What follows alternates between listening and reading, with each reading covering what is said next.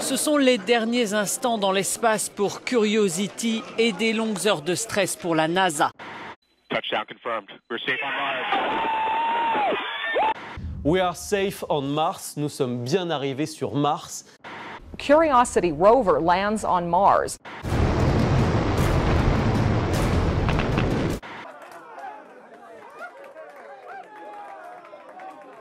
من خلال نجاح مسبارها كيوريوزيتي في الوصول بسلام إلى سطح المريخ.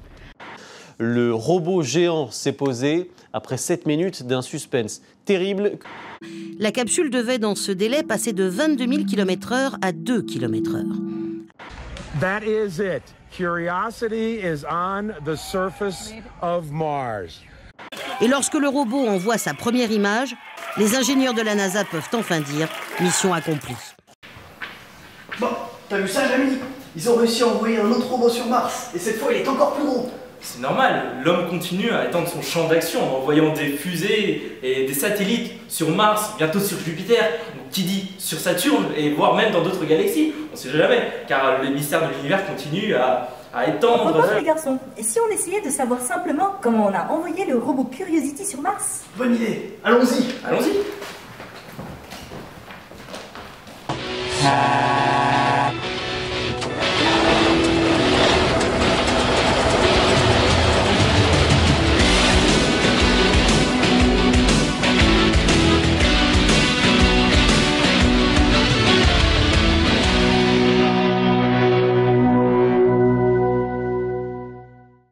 Alors, je me trouve actuellement devant une école d'ingénieurs à dominante mécanique, SupMeca Paris, dans laquelle on m'a invité pour parler du robot Curiosity.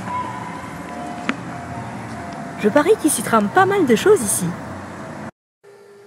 Bonjour Jean-Luc. Bonjour. Vous êtes encadrant du projet de dynamique des systèmes multicorps à SupMeca Paris. Alors, la première question que j'ai à vous poser, c'est pourquoi Curiosity? Pourquoi faire étudier le robot dont tout le monde parle? Alors oui, Curiosity, en effet, c'est plus anecdotique qu'un objectif en soi.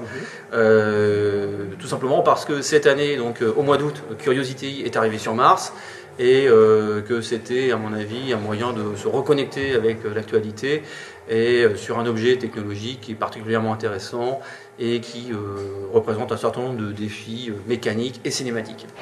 Alors, je me trouve en compagnie d'élèves ingénieurs qui travaillent sur le Curiosity. Bonjour Sophia. Bonjour. Alors, qu'est-ce que tu fais? Alors là, j'essaie de modéliser le rover qui se déplace sur une courbe sinusoïdale. D'accord. Cette courbe-là en rose qui présente le déplacement. À quoi ça sert tout ça? Tout ça sert à une analyse fréquentielle des vibrations de déplacement du rover. Et toi, Sana, sur quoi tu travailles? Alors, moi je travaille sur la modélisation de robots Curiosity sur le logiciel Adams. Là, on a créé donc ce robot et on a créé un terrain qui semble un peu au terrain de Mars. On a créé une simulation.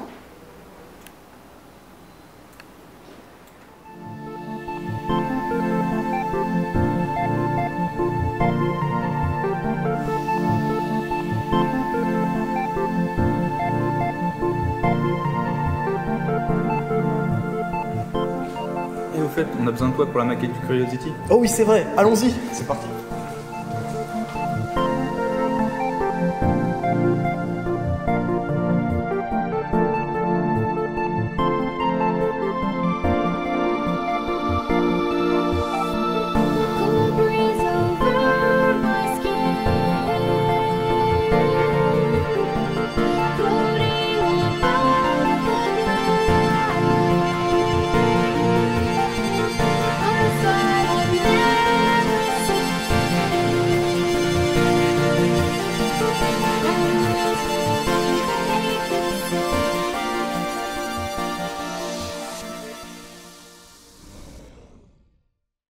Nous voyons ici une maquette réalisée par vos élèves.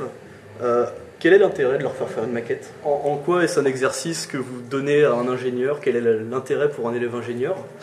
Alors, déjà, l'élève ingénieur étant prochainement un ingénieur, c'est bien qu'il soit dans le monde du concret. Donc la maquette, je pense qu'elle est surtout là pour replacer l'ingénieur dans le monde du concret, hein, surtout que beaucoup de nos formations finalement sont très centrées sur la simulation, sur des aspects théoriques purs.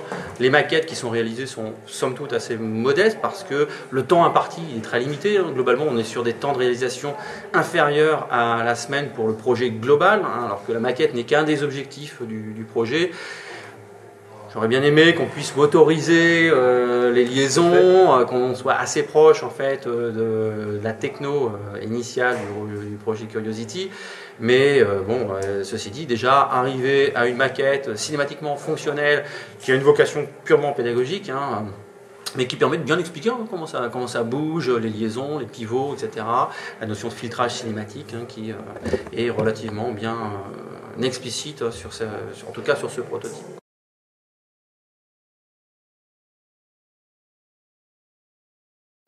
Alors le FacLab est un Fab Lab, c'est-à-dire un laboratoire de fabrication. C'est un endroit où on a à disposition gratuitement des machines du type une découpe laser, des imprimantes 3D, puis du matériel tout à fait classique de marteau et de scie. Donc les Fab Labs sont des ateliers dont l'accès est gratuit à condition qu'on respecte 3 principes moraux qui découlent de la charte et qui sont participer, partager, documenter. Lorsque les gens viennent, on s'attend à ce qu'ils participent au projet les uns des autres, qu'ils ne soient pas tout seuls dans leur projet, à ce qu'ils documentent ce qu'ils font pour que d'autres puissent le refaire, et à ce qu'ils partagent leur documentation, leurs connaissances, leur temps, etc. Les projets qui ont été réalisés ici, quelques projets architecturaux, quelques projets design, différents trucs, pas mal de pièces de RepRap ou de choses comme ça. Donc ici on est dans la salle Gutenberg, c'est la salle où on a les grosses machines. Donc par exemple là on a une découpe laser, qui a beaucoup servi dans le projet de SubMeca.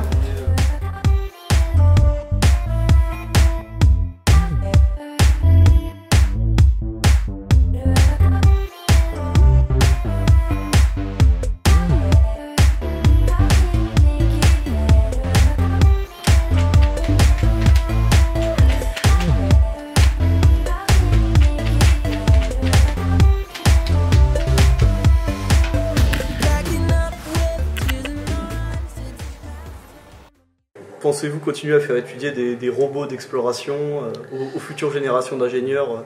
Ce qui est sûr, c'est que c'est un cours qui initialement était enseigné sous une forme plus académique, avec cours, TD et puis ensuite TP. Là, l'idée c'était un peu de rompre avec ce format pédagogique pour aller vers des choses un peu plus contemporaines. Parfait. Merci beaucoup, Monsieur Dion, d'avoir répondu à mes questions. C'est moi qui vous remercie, et puis aussi de vos réalisations et de la conduite de vos projets. Alors, tu travailles trop? Allez, viens, je te offre un café. Ah oui, prenons une pause. Allez. On aura bien bossé.